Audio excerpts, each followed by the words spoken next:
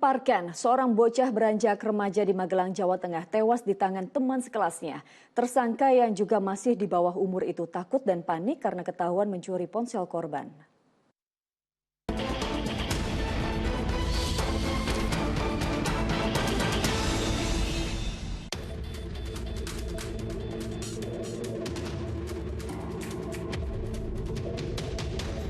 Suasana di semak-semak perkebunan teh Desa Bale Agung, Kecamatan Grabak, Magelang, sontak diramaikan kerumunan orang yang penasaran atas temuan mayat anak remaja berinisial WS berusia 13 tahun. Kondisinya saat ditemukan juga sungguh mengenaskan, yang diduga kuat tewas karena pembunuhan. Pasalnya terdapat sejumlah luka di bagian tubuhnya.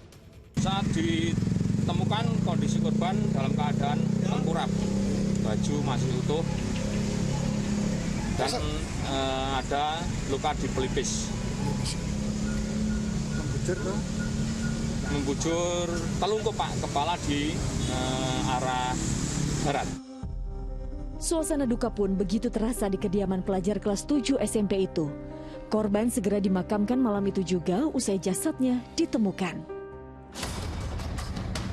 Rupanya WS sempat dinyatakan hilang usai berpamitan untuk belajar kelompok bersama teman sekolahnya. Kala itu selama seharian penuh korban tak kunjung pulang. Sesaat sebelum menghilang, korban juga sempat bercerita kalau dirinya curiga bahwa ponselnya hilang karena dicuri teman sekelas. Hanya mau belajar kelompok gitu. Jam kira-kira setengah lima. Nah, terus kemudian sampai malam tidak pulang lah, kita berusaha untuk mencari dan dari berbagai petunjuk kemudian ditemukan anak yang menjemput tadi. Hasil autopsi di RSUD Muntilan pun akhirnya mengarah pada pembunuhan yang pelakunya teman sebaya korban. Sebelum tewas, korban ternyata dianiaya oleh teman sekelasnya itu yang juga berusia 13 tahun. Kala itu di dalam kelas mereka, pelaku panik dan ketakutan tatkala ketahuan sedang mencuri ponsel korban. Tak dinyana, pelaku yang juga masih remaja kencur memiliki niat jahat untuk menghabisi nyawa korban. Sepulangnya dari sekolah, pelaku mengajak bermain korban. Namun ternyata momen itulah dipakai pelaku untuk menganiaya hingga tewas di area semak-semak perkebunan teh tak jauh dari rumah korban. Sehingga yang bersangkutan karena ketakutannya, mengingat yang bersangkutan telah mengambil, sehingga si korban diajak keluar, ya, terus terjadi perkelahian di sana yang mengakibatkan korban meninggal dunia. Memang sungguh tak bisa diterima akal sehat seorang remaja bisa-bisanya menghabisi nyawa sang teman.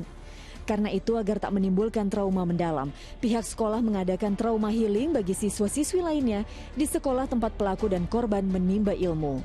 Karena baru memasuki tahun ajaran, pihak sekolah sejatinya juga belum begitu mengenal baik karakter para siswa, termasuk korban dan pelaku.